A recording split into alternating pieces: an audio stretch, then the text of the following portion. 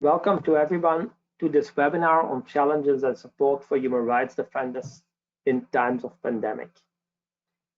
It's great that many of you can join today from different countries. My name is Axel Marks of the Leuven Center for Global Governance Studies, and I will be moderating the session today. In the webinar today, Laura Battistine, head of the Secretariat of ProtectDefenders.eu, will explore the challenges faced by human rights defenders on a daily basis and present some of the support provided by international organizations, including the partners of ProtectDefenders.eu. ProtectDefenders.eu is the European Union Human Rights Defenders Mechanism.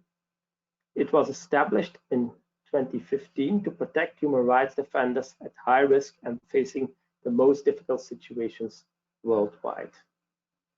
The ways in which human rights defenders are threatened is regularly in the news, and some high-profile cases get a lot of attention lately.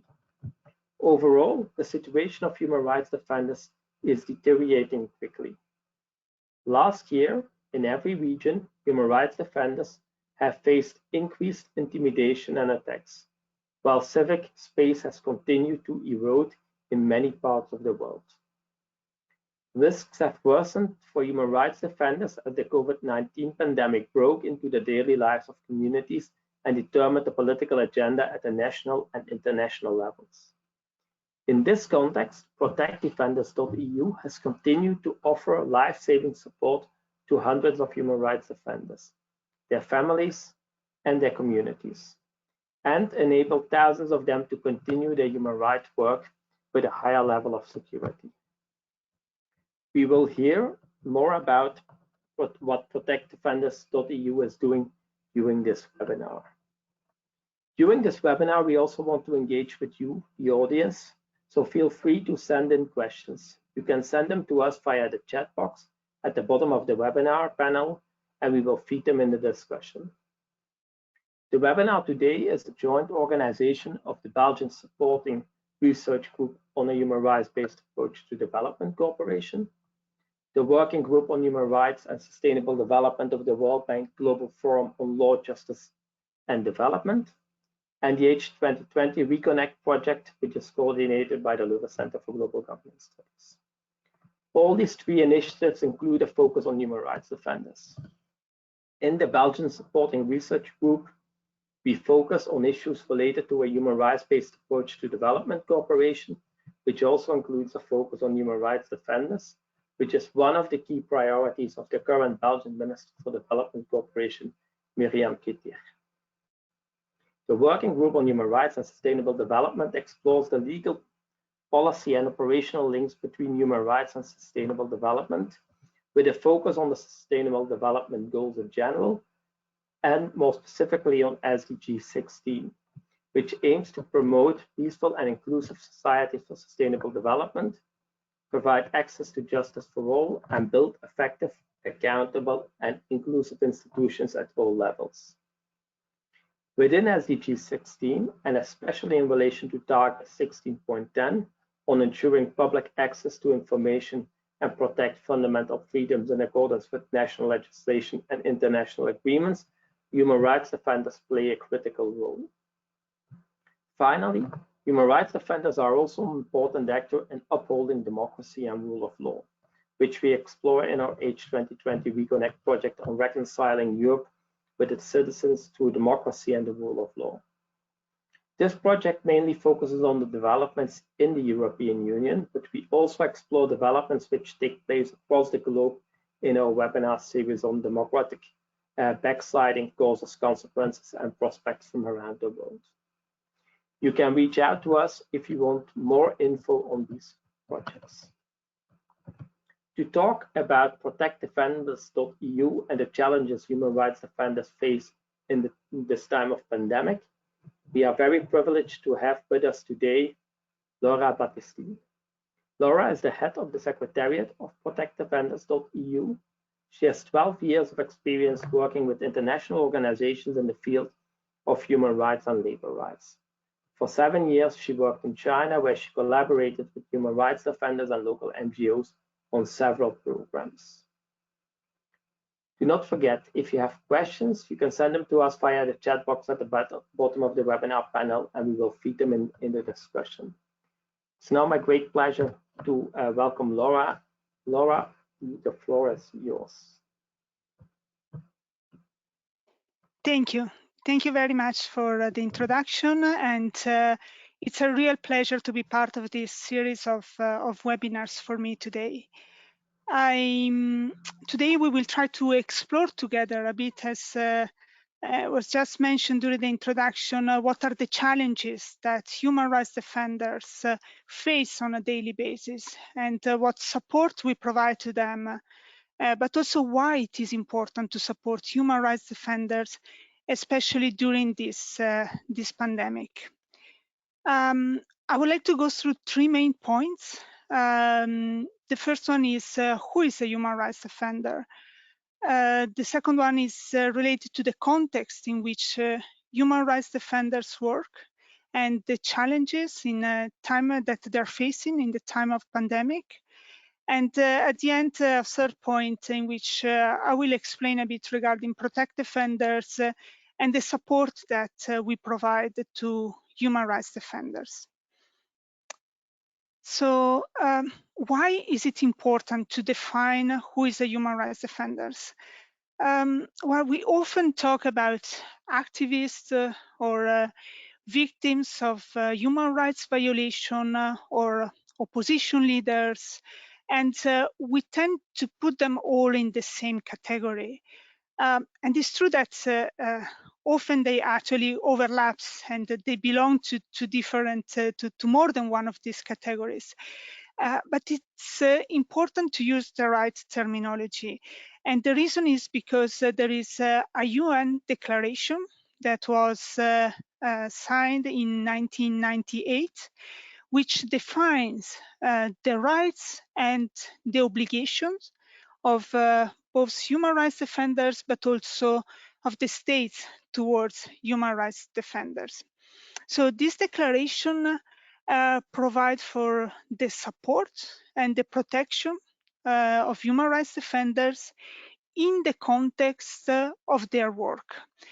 And this is something that is important and that I would like to stress, because I will get back also later to this, that is important indeed, that we are talking about human rights defenders, an individual or an organization in their work. So in the time, in the moment in which they strive and they work to protect and to promote human rights.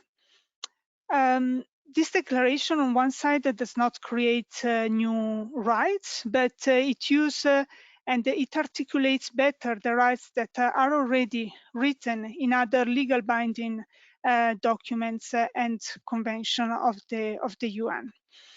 So in the first article of this declaration, it says that everyone, an individual or an organization, in both working individually or in association with others, that promote and protect human rights and fundamental freedom, both at the national and at the international level, is a human rights defender.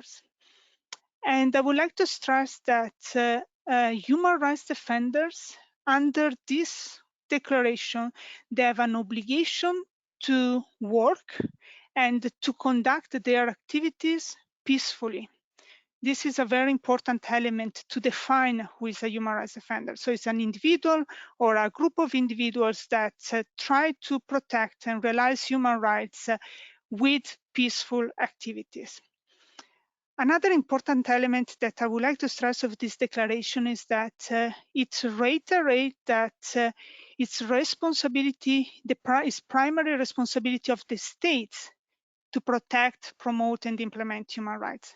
So on one side, we see what are the rights and what are the protection of human rights defenders, but it reminds us also that the primary responsibility stay with the states and the governments in the promotion of human rights.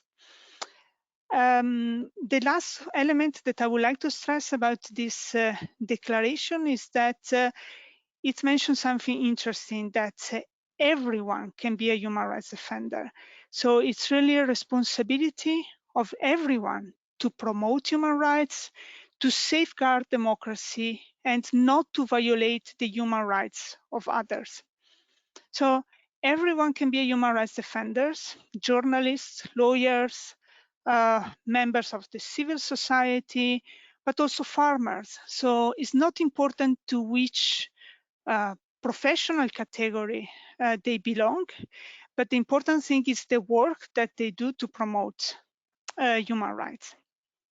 So why do we need for specific protection of human rights defenders? Why do we need a mechanism like Protect Defenders or other mechanisms that they are present both at the national and the international level to protect human rights defenders? Well, the reason is that human rights defenders are working in a very hostile environment.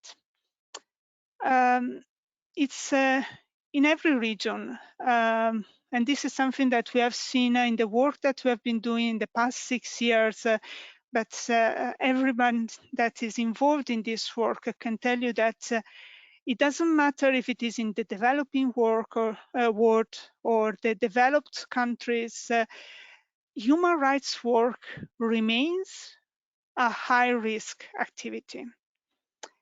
And I've listed here only some of the challenges that they face on a daily basis, and I will go back later on this. But just to give you an idea, I've put here some numbers. And in 2020, according to the global analysis published by Frontline Defenders, at least 331 defenders were killed because of the work that they were doing.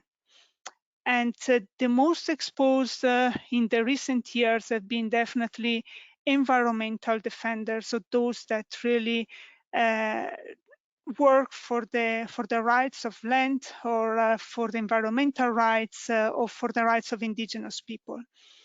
And we see, unfortunately, or now already for quite some years, Colombia is the country that that really is first in this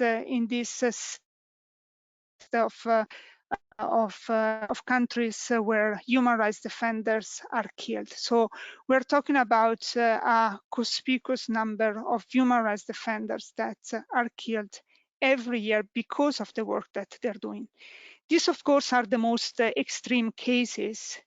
But on a daily basis, there are many other challenges that they have to face. One of the trends that we have been seeing and observing in the past year is the negative narrative that is built against human rights defenders. What I mean is that human rights defenders are labeled as anti-development, as terrorists, as pro-revolution, and there are huge campaign for defamation and smear campaign against human rights defenders. And this has become more and more common with the use of social media. Another challenge is the fact that there is increased violence. Of course, here we have the numbers of those that have been killed, but there are human rights defenders are exposed to threats, to physical and online attacks, to intimidation, not only as individuals, but also often towards and against their family members. And you can very well imagine that when a father or a mother see that her children are threatened by sometimes the government, but sometimes by companies or other entities, it's very difficult for them to continue to do their work and their fights in the promotion of human rights. Another element is the use of administrative and legal criminalization. These are processes that many states are putting in place to slow down and prevent civil society organizations to continue their work. I can give an example. Is something that was extremely common in China while I was working there, but that now we see in more and more countries, is the strategy, for example, of making difficult for organizations to register, or for example, to use fiscal checks to accuse human rights defenders of tax evasion, or to shut down their organization, or to block their bank accounts. So these are all steps that have been taken often at the administrative level to really try to prevent human rights defenders to continue their work. And state also use often repressive law to criminalize human rights defenders in an attempt indeed to silence them. And they use a different kind of accusation, like disturbing public order, or attempt to the state security, or they are charged of terrorism. And this is quite a common element. Unfortunately, these negative trends have been even amplified during the pandemic, and we have seen this. I've listed here some of the trends that we have been observing starting from last year that are really making the work of human rights offenders more and more difficult.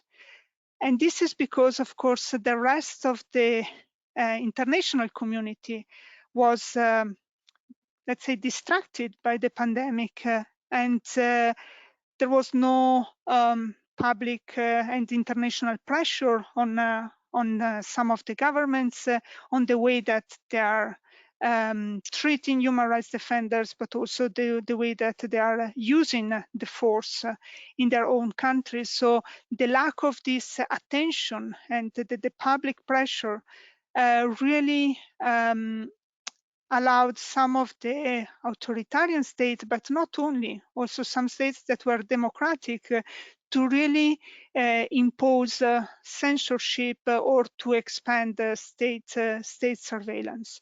And this is something that we have seen as trends starting from last year.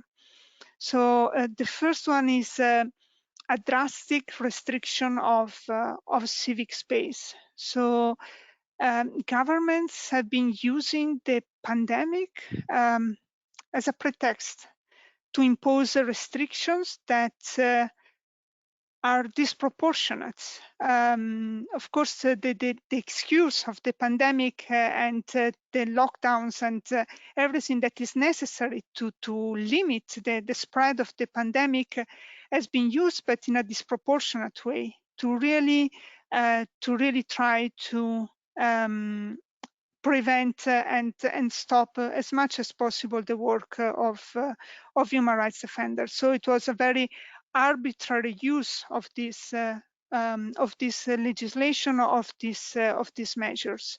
And what we are very worried about is that some of these may remain also after the pandemic. So the governments use the opportunity to put in place this suppressive laws and regulation, and they may remain there also after the pandemic.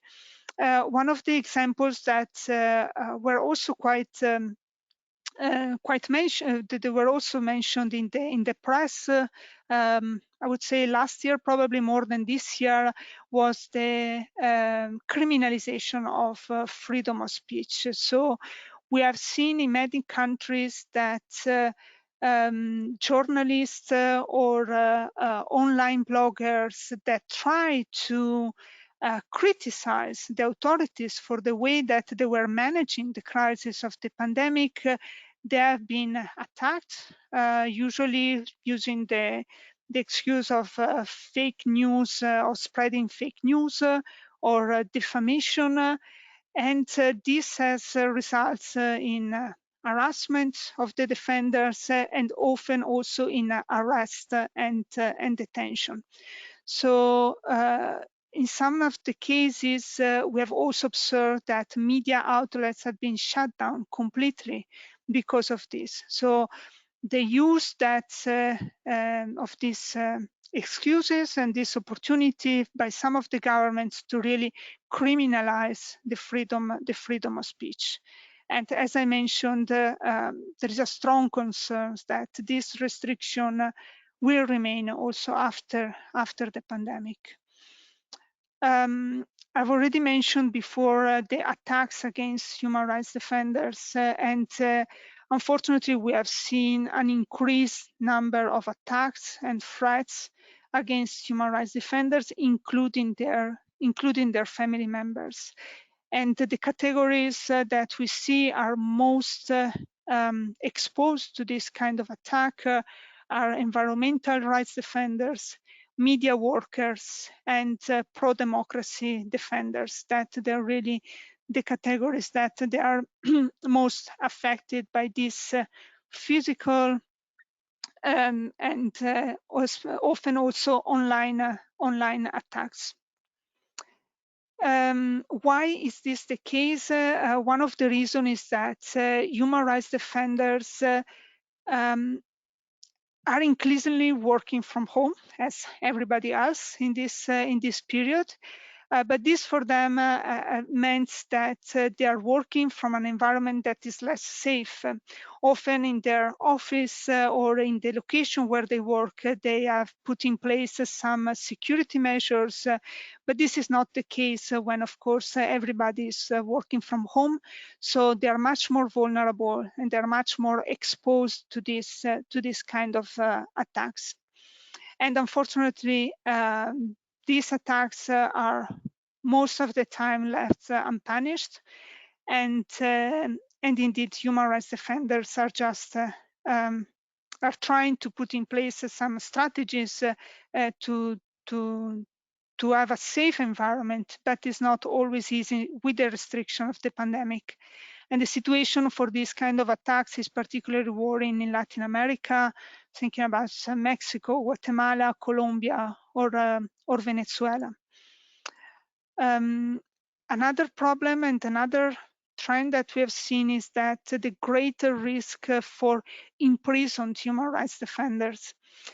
During the pandemic, many governments took the decision to release some of the prisoners in advance to try to avoid the spread of the COVID and the pandemic in the prisons that they are often overpopulated. But we have seen that human rights defenders and peaceful protesters that were arrested, they did not benefit from this measure of being early released from the prison. They have been denied of this from this opportunity, and often they've been denied also access to health care during the time while they were in prison, indeed to take care of the COVID-19 if that was the case. Another one of the last elements that I would like to mention is indeed the economic impact. When we talk about human rights defenders, we have to think that most of them actually they don't do this as a full-time job.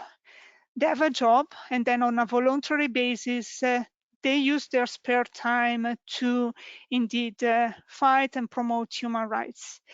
And in a context in which indeed there was a huge economic impact of the pandemic in the labor market, and many of them lost their jobs.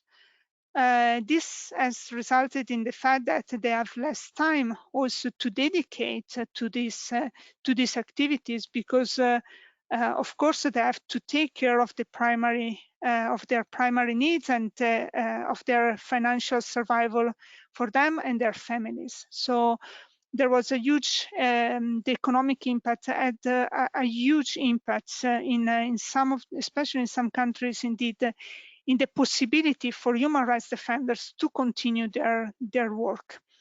In addition to this, I would like to add also that some donors that usually support movements or organizations, human rights defenders, they have stopped temporarily last year to indeed continue with the funds because of the situation, because maybe their staff was not present in the embassies, so it was difficult for human rights defenders to continue. And the last element that I would like to spend a bit of time for is the digital insecurity and the digital divide. All of us, we all got used in the past year to this online way of working and with a lot of online meeting. And of course, it can be positive because there is the possibility to increase the participation of people that otherwise cannot travel to participate in the meeting. And in some way, it got also easier. But this means that human rights defenders have been much more exposed to online attacks. So I'm talking about online threats, social media accounts that have been hacked, phone surveillance, physical surveillance, or their devices have been confiscated. So there was somehow, if on one side we saw some positive elements, of course, this came also with quite some disadvantage.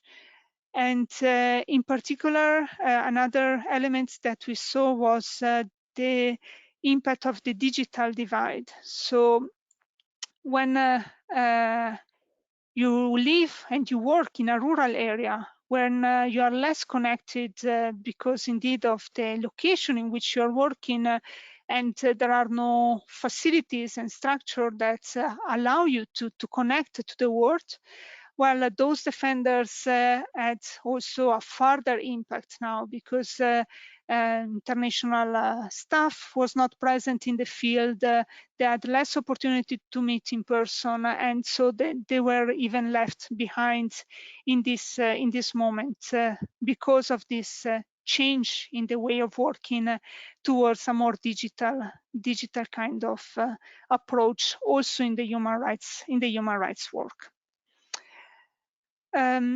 This is to give you a brief presentation of what is indeed the context in which human rights defenders are working and the difficulties that they had to face in the last year. As I mentioned, because of these difficulties, it's important that there are international mechanisms that can support them and that can help them, especially when they are most at risk, to continue their work. And that is the main mission of Protect Defenders, which is a mechanism for human rights defenders that has been put in place by the European Union. It was created 6 years ago with the strong support, political support by the European Parliament to really defend those defenders that are at high risk and that are facing the most difficult situation worldwide. Just to give you some numbers, in the past 6 years, we have supported 40,000 human rights defenders through different kinds of activities. Protect Defenders is a consortium of organizations. So in Brussels here, we have the Secretariat that coordinates 12 partners that are 12 international organizations that have different focus and different way of working. So they're very complementary partners that work mostly in the field, and they really support on a daily basis human rights defenders. As I mentioned, we have different ways of supporting human rights defenders. the most known one is our grants program. So it means that we provide financial or material support to human rights defenders. This can happen in a moment of emergency. So we have a rapid response mechanism that provide emergency support. For example, when a defender has been arrested, we can provide legal support, or when a defender has been attacked or tortured, we can provide medical support, or we can support the family while a defender is in prison, or in case of, for example, raid of their office, we can provide security support so that they can establish a more safe environment in which they can work. So this is one of the most known programs that we are implementing. The second program that is very important for human rights defenders, and that it was very challenging to continue during the pandemic, is the temporary relocation program. When human rights defenders find themselves in a very difficult situation and at risk where they are, we can support them to relocate in a safe location, which can be inside their country, in their region, or also at the international level when it's not possible to find a safe location close to them and to their family. And they can spend 3-6 months in this location with program to trainings or program indeed to rest and to find some respite also in this moment. Of course, this was very challenging to continue doing it during the pandemic because of the travel restriction. But I would like to stress that these are, of course, the individual support that we provide to human rights defenders, but our approach is much more comprehensive, meaning that we provide training, we provide advocacy support. We really try to do an accompaniment of human rights defenders to enable them to continue their work, because that is our aim. Our aim is not to take them out of their context or just to provide immediate support, but to try to enable them to continue in their context their work as promoter of human rights. And to conclude, just a couple of numbers related to 2020. So last year, despite the challenges that I've highlighted, or actually because of the challenges that I've highlighted, we had really an increase in number of requests, and we have directly supported almost 6,500 human rights defenders in 122 countries. And well, on our website, you can find the report with all the specific figures, where you can see indeed which countries are the most affected, and in which country we have provided the largest number of grants and support. So to conclude, of course, we are trying to support them, and definitely from the side of human rights defenders, there is the willingness to continue, and the willingness to really promote and improve the context in which they're working. But of course, it's not easy. And I think that's something that, to go back to the declaration, something that really everybody can do is to really try to recognize the value of the work of human rights defenders, and to try to really build a positive narrative around the work that they're doing, and indeed the value that they bring in our societies. And I will stop here for now, and happy to reply to any questions. Thank you very much, Laura, for a very comprehensive overview. Also, detailing very much the different challenges with which human rights defenders are confronted and also some of the actions you are taking. We got a number of questions in, so if you allow me, I will start feeding them in. First, maybe some questions related to, let's say, the number of human rights defenders and how that's evolving over time. And the question is whether you have any idea or have good data on how many human rights defenders are actually recognized across the globe, and whether these figures are declining or increasing over time, and specifically whether there's some kind of an effect of people getting discouraged to do their work as a human rights defender, especially in these more constraining times, if you are observing that in any way. Yeah, we don't have statistics of this because it's extremely difficult. As I mentioned, everybody can be a human rights defender. So we get in contact with those that are specifically at risk and that they are in an emergency situation. So we have some numbers regarding those that somehow need support. But this is, of course, only a part of the community of human rights defenders. So we don't have numbers, and I will not try to make up any numbers in this moment. What we have seen is indeed actually some evolvements that I would say that despite the challenges, what we see is that there is actually a positive trend. I mean, 2019, before the pandemic, was a year in which we have seen communities, young people, I mean, organizing to try to really push. I mean, we have seen it also in Europe for environment, but this was really more a global trend that in many countries we have seen young people coming together to try to push for different rights. So the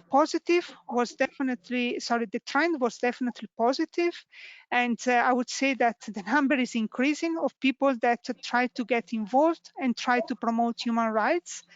Of course, the pandemic will have some consequence on this, but I think that for now it's too soon to come to a conclusion regarding the impact of the pandemic in the number of human rights defenders. Okay, thank you very much. A question related focuses more on giving maybe some more detail on who specifically is challenging human rights defenders. So we typically think of state suppression and oppression, and these are obviously one of the mechanisms, but we're also wondering, given the prominence of, let's say, attacks on environmental rights defenders, what the role of business is in this context. And there's also a question coming in related to that from Elena, who's actually asking to what extent hostilities against human rights defenders also maybe come from their own communities, and whether there's some kind of, let's say, social tensions which actually create also a backlash against human rights defenders. And then if you can say something about the mechanism with which you protect offenders, especially when it comes to, let's say, within community violence, would deal with that. Yeah, this is indeed a very good question. I didn't go too much into details on this, but the entities, let's call them like that are threatening human rights defenders are diverse. And of course, we always think at the states, in the very authoritarian states, and that is indeed probably the main force that is indeed opposing the work of human rights defenders. But it's not limited to that. There are armed groups, indeed related, for example, to environmental human rights defenders, indigenous community, armed groups often paid by companies, big projects in terms of mining projects or that are really pushing these communities and trying in every possible way to really continue with this project. So often behind these attacks, there are indeed the companies and armed groups paid by the companies that indeed attack human rights defenders in the environmental context and indigenous community. There are also individuals. I mean, I think, for example, individual politicians that have been exposed for corruptions that indeed they try to threaten and to really we have these attacks against, for example, journalists. So the threats comes from different entities, but probably the most difficult one to really work with is the one that comes from inside the community, as it is mentioned in the question. So we have contexts in which there is hostility inside the communities, and as I mentioned, defenders can be labeled as anti-development, so communities that maybe are divided because of some projects. But let's think also about the LGBTI and the women rights. So there are communities and there are countries in which human rights defenders are very much opposed by their own family members or by their own community. And this for us is definitely the most difficult to work with, because it is really a process of understanding and a process of developing of the society and these specific communities. So that is definitely something that is very difficult for us, that sometimes we provide them with a safe location. We have to suggest to them to relocate because they are not safe, not even in their own communities. Thank you very much. We also get a few questions in on the work you're doing yourself at Human Rights Defenders. And one relates to whether you can explain a bit more about the funding mechanism of the EU mechanism, and whether it's only funded by the EU or whether it's also funded by EU member states. Mm-hmm. So our project is 90% funded by the European Commission, and 10% is funded by other international donors. So our project is not directly funded by the member states, even though some of our partners receive funds from the member states. What we do with the member states is to try to collaborate when it comes to the relocation of defenders, because of course one of the main challenges when we need to relocate a defender is to obtain a visa. And we know that the visa, despite the Schengen area, at the end they are issued by the individual member states and the embassies. So that is a work that we are trying to do with the Ministries of Foreign Affairs, with the embassies of the member states, to really, first of all, raise the awareness regarding the human rights defenders, what are the needs that they have, why it is important to allow them to relocate in a safe location, and to really try. There are some member states that they have very important programs in place to allow human rights defenders to relocate in the EU for a moment and for a period of rest and respite, or when indeed they need to be in a safe location. So that is the work that we are mainly do with the member states. Great, thank you very much. I have a follow-up question on the relocation, but maybe quickly on the financing. Is that, let's say, a closed system, or would there be any opportunity for external funders to further support the work you are doing? So let's say that we have different programs, and so this is one of I mean, at the moment, at the Secretariat, we are running 3 different programs.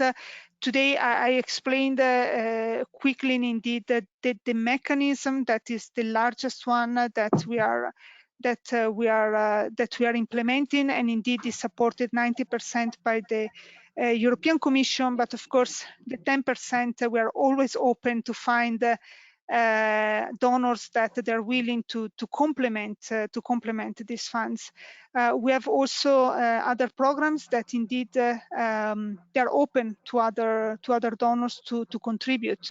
But in terms of, in addition to funds, indeed there are also many other ways in which we can contribute with international organizations, governments.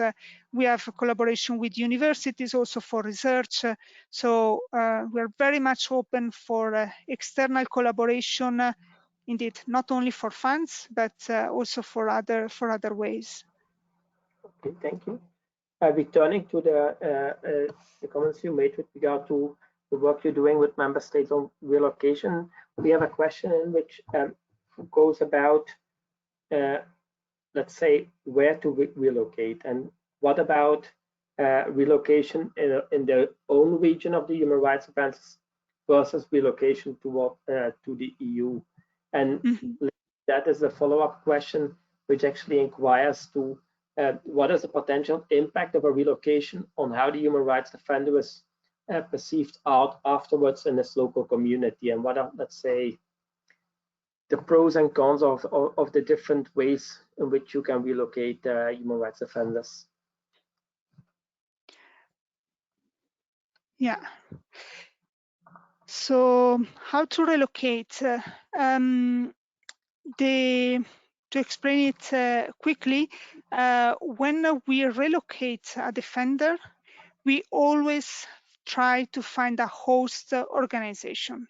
So the defender will not move out to their countries, relocate, let's say, to Belgium, and be lost and on its own. So we always work with host organization. There are many. We have a network of 70 organizations that works for the temporary relocation of human rights defenders.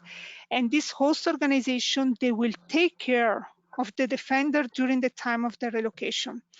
So this can be, I don't know, I think of the network of Justice and Peace from the Netherlands with the shelter cities, that there are dozens of shelter cities indeed around the world. But there are also foundations. Sometimes there are universities that give a fellowship program to human rights defenders to spend. Sorry, I will just drink some water. Sure.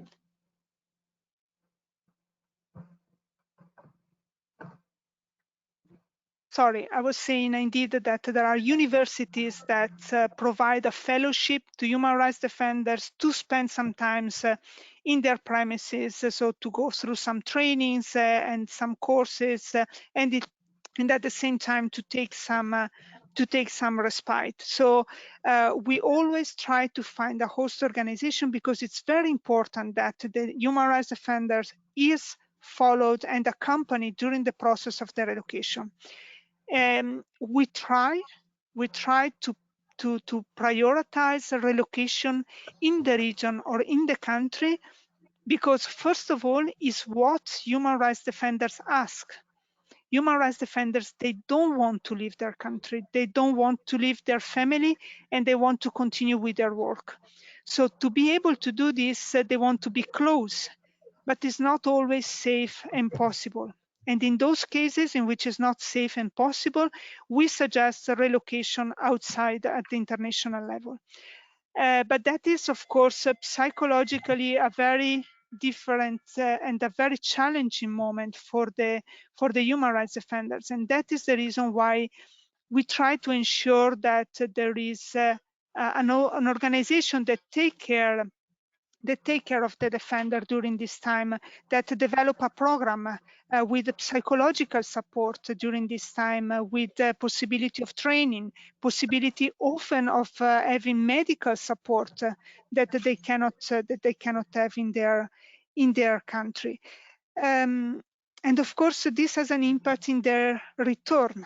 So when we develop the plan for the relocation with the defender, the phase of the return is something that we spend quite some time to make sure that we have a plan for them to return, because it's not always possible. So what will be the steps to ensure their security and the possibility to continue their work when they go back in their community? Or indeed, what kind of needs will they have once they go back? Can they go back to the same apartment? Do they need to find a new location? And at the same time, we take care indeed of the community, because often the defenders that are most exposed, that they are under threat, when they leave for a relocation, they leave behind also a community that will remain without a leader.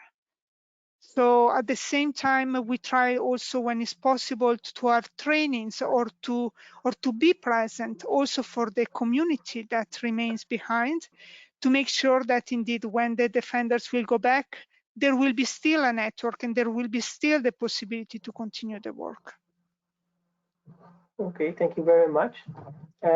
We also have a few questions in which I would group more around the heading like what political pressure can be used to support the work of human rights defenders more internationally. And then we really look more at the level of, let's say, international relations. You already mentioned potential role also of donors. But some questions really also come, I think, specifically from the examples you gave on Colombia, where the situation is currently very bad. And one of the questions is related to what can the EU do maybe more with regard to the protection of human rights defenders, knowing very well that we have the EU, Colombia, Peru, Ecuador trade agreement, which also includes clauses on human rights protection. And if you have any thoughts on what can be done in that context to protect better human rights defenders. And a question maybe related to that, it's not only what the EU can do, but also if you have any, let's say, ideas on what you think the potential is of the new Escazú agreement. That's the agreement in Latin America with regard to information exchange, public participation, environmental justice, and so on. Do you have any expectations on the implementation of this agreement, whether that will really improve the situation of human rights defenders in Latin America? Yes. So in terms of political pressure, that is complementary elements that cannot be missed in the work that we are doing. And that is why for us, it's always very important to work on one side, of course, with the defenders directly to support them, but on the other side in the international advocacy. So it is an element that is crucial to be able to change the situation. And we have seen that in some countries, indeed, when the international community step in and make some statements and put pressure, there are changes. So just to give you some examples and some ideas, I mean, here in Brussels, of course, we work a lot with the European Parliament and with the member states, but our partners work also with other international institutions. And we have drafted a sort of a guidelines that, for example, MEPs can put in place. Very simple steps, but can really make a huge difference. For example, to make a statement, or when they, an MEPs or EPs from or an MP from a member state, they visit a country to meet defenders, to show that there is an international community behind them, that they are there to support them. This is very important. They're very small elements, but that they can really change the life of human rights defenders. For example, when an ambassador makes a statement, we have seen that directly had an impact on the way that some of the human rights defenders were treated in prison. So there is really the possibility to put some pressure. And the EU has guidelines for human rights defenders that they are legally binding, both for the member states and for the EU delegations in the countries, in the missions around the world. And in these guidelines, they're quite detailed what kind of measure the EU can take to support human rights defenders.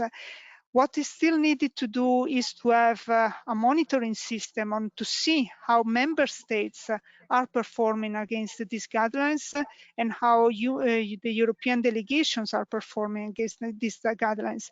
I think that there are the tools are there, but we need to put pressure to make sure that they are really used. In terms of the agreement with Latin America, I don't know enough to be able to make any kind of judgment whether this will have an impact or not. Of course, every additional tool that is available, also in terms of trade agreements that create a space for the EU to put pressure to the different countries to improve the situation of human rights defenders is welcomed. But indeed, it's a matter of how we are going to use the tools that we have available. Okay, thank you very much. I also have a question, more specific question with regard to the use of strategic lawsuits against public participation, which put actually the cost and the burden on the defense. Do you think that's sufficiently recognized as being really an important element which tries to silence human rights defenders? So, sorry, I'm not sure I understood. We're not talking about strategic litigation, but strategic lawsuits against public participation. So basically, where the burden and the cost is with, let's say, human rights defenders, and when they are brought to court.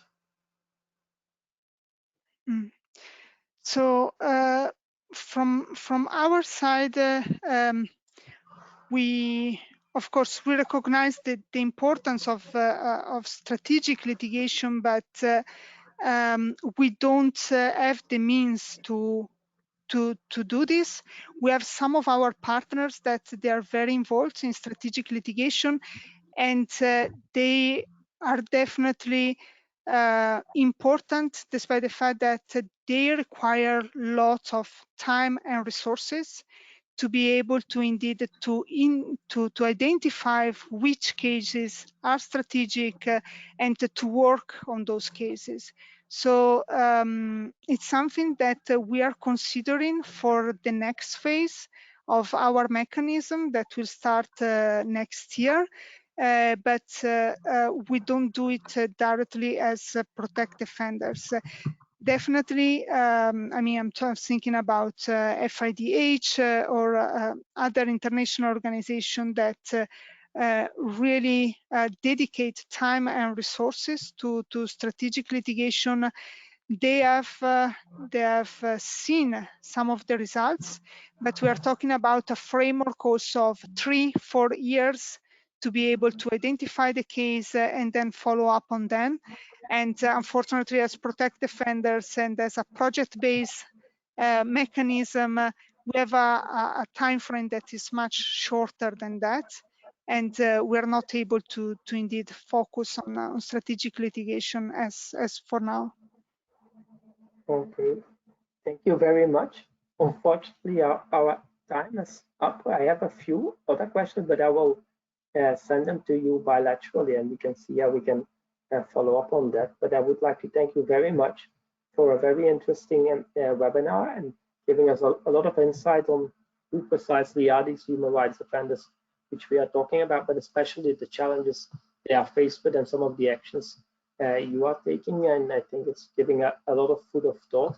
It also has wider implications on the possible roles donors, the international community, and so on can play, and that's very relevant for some of the work we are also doing. So Laura, thank you very much for your time and for your presentation. And I would also like to thank the audience for engaging and being with us today, and we hope to see you again at the next webinar. Thank you. Thank you very much.